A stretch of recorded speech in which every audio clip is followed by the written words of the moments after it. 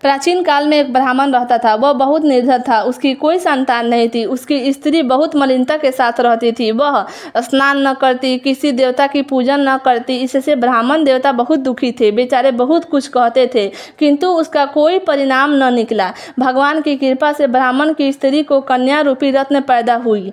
कन्या बड़ी होने पर प्रातः स्नान करके विष्णु भगवान की जाप व बृहस्पतिवार का व्रत करने लगी। अपने पूजन पाठ को समाप्त करके विद्यालय जाती तो अपनी मुट्ठी में जौ भरकर ले जाती, पाठशाला के मार्ग में डालती जाती। तब ये जौ स्वर्ण के हो जाते। लौटते समय उनको बीनकर घर ले आती थी। एक दिन वह बालिका सूप में उस सोने के जौ को फटक कर साफ कर रही थी कि उसके पिता ने देख लिया और कहा, हे बेटी, सोने के जौ के लिए सोने का सूप होना चाहिए। दूसरे दिन बृहस्पतिवार का दिन था। इस कन्या ने व्रत रखा और बृहस्पति देव से प्रार्थना करके कहा, मैंने आपकी पूजा सच्चे मन से की हो तो मेरे लिए सोने का सूप दे दो। बृहस्पति देव ने उसकी प्रार्थना स्वीकार कर ली। रोजाना की तरह वह कन्या जौ फैलाती हुई जाने लगी। जब लौट कर जौ बीन रही थी तो बृहस्पति देव की कृपा से सोने का सूप मिला। उसे वह घर ले आई और उसमें जौ साफ करने लगी, परंतु उसकी माँ का वही ढंग रहा। एक दिन की बात है कि वह कन्या सोने की सूप में जौ साफ कर रही थी। उस समय उस शहर का राजपुत्र वहां से होकर निकला। इस कन्या के रूप और कार्यों को देखकर मोहित हो गया तथा अपने घर आकर भोजन तथा जल त्याग कर उदास होकर लेट गया। राजा को इस बात का पता लगा तो अपने प्रधानमंत्री के साथ उसके पास गए और बोले, हे बेटा, तुम्हें किस बात का कष्ट है? किसी ने अपमान किया हो सो कहो, अथवा कारण हो सो कहो। मैं वही कार्य करूँगा जिससे तुम्हें प्रसन्नता हो। अपने पिता की राजकुमार ने बातें सुनी तो वह बोला, मुझे आपकी कृपा से किसी बात का दुख नहीं है और ना ही किसी ने मेरा अपमान किया है, परंतु मैं उस लड़की से विवाह करना चाहता हूँ जो सोने के सूप में जौ साफ कर रही थी। यह सुनकर राजा आश्चर्यचकित हो पड़े। बोले, हे बेटा, इस तरह की कन्या का पता तुम ही लगवाओ, मैं उसके साथ तेरा विवाह अवश्य ही करवा दूंगा। राजकुमार ने उस लड़की के घर का पता बतलाया। ब्राह्मण देवता राजकुमार के साथ अपनी कन्या का विवाह करने के लिए तैयार हो गए तथा विधि विधान के अनुसार ब्राह्मण की कन्या का विवाह राजकुमार के साथ हो गया। कन्या के घर में जाते ही पहले की भांति उस ब्राह्मण देवता के घर में गरीबी छा गई। अब भोजन के लिए भी अन्न बड़ी मुश्किल से मिलता था। एक दिन दुखी होकर ब्राह्मण देवता अपनी पुत्री के पास गए।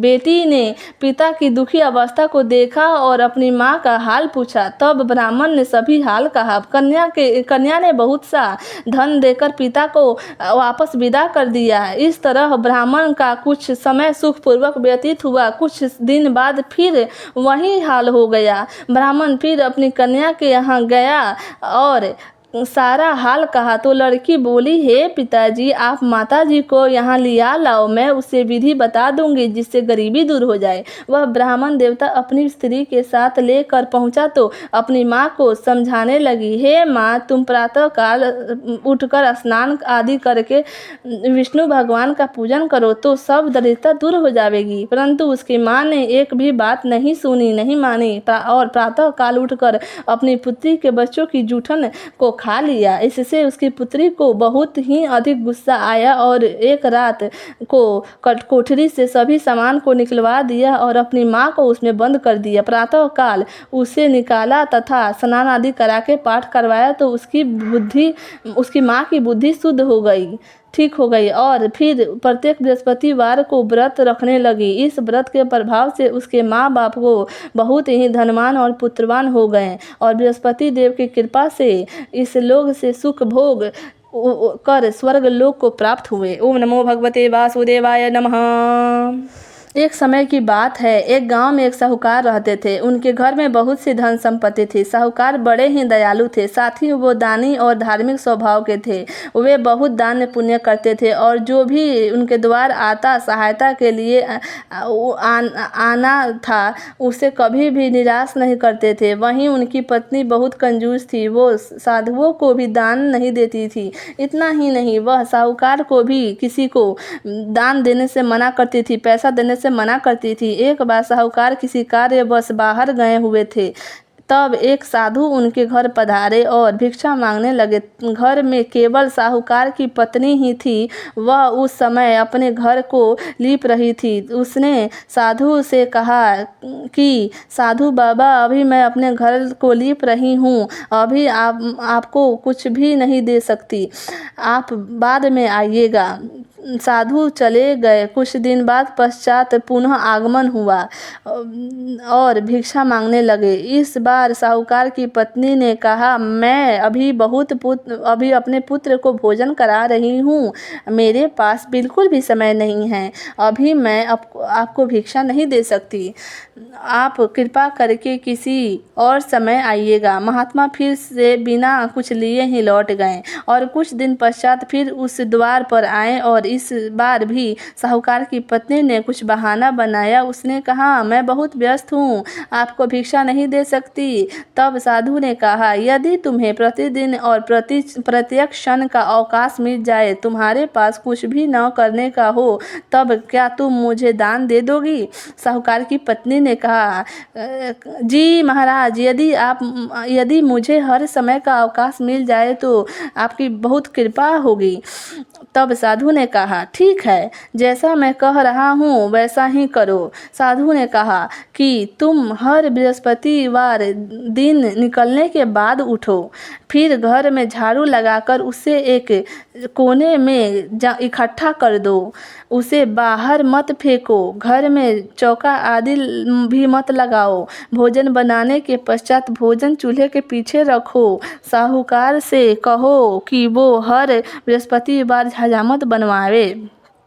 इस दिन पीले वस्त्र भूलकर भी धारण मत करो। संध्या में अंधकार होने के बाद दीप प्रज्वलित करो।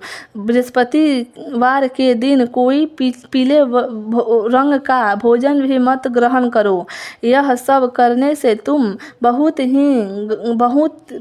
बिल्कुल भी घर को कार्य में व्यस्त नहीं रहोगी, तुम्हारे पास समय ही समय होगा।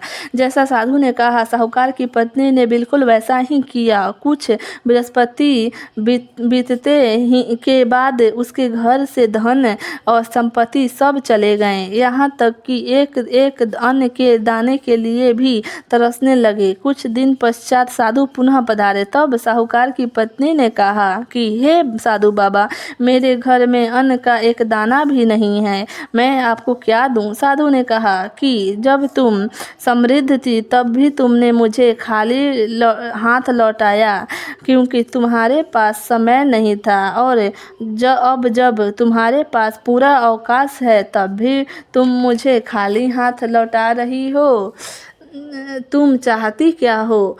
तब साहूकार की पत्नी ने हाथ जोड़कर कहा, मुझे क्षमा करें साधु बाबा, कृपा करके कोई ऐसा उपाय बताएं जिससे मेरे घर में पहले की तरह धन एवं समृद्धि आए, मैं कभी आपको खाली हाथ नहीं लौटाऊंगी। तब साधु ने कहा कि प्रति बृहस्पतिवार को भोर में जल्दी उठकर स्नान आदि करके पीले वस्त्र धारण करो, पूरे घर को गाय के गोबर से लीपो, घर में जो भी पुरुष हैं उनको हजामत न बनवाने दो, संध्या में अंधकार से होने से पहले दीप प्रज्वलित करो। ऐसा करने से तुम्हारी सभी इच्छाएं गुरु बृहस्पति पूर्ण करेंगे। साहूकार की पत्नी ने साधु के कहे अनुसार ही सब किया और उसे घर में फिर से धन संपत्ति का आगमन हुआ। ओम नमो भगवते वासुदेवाय नमः।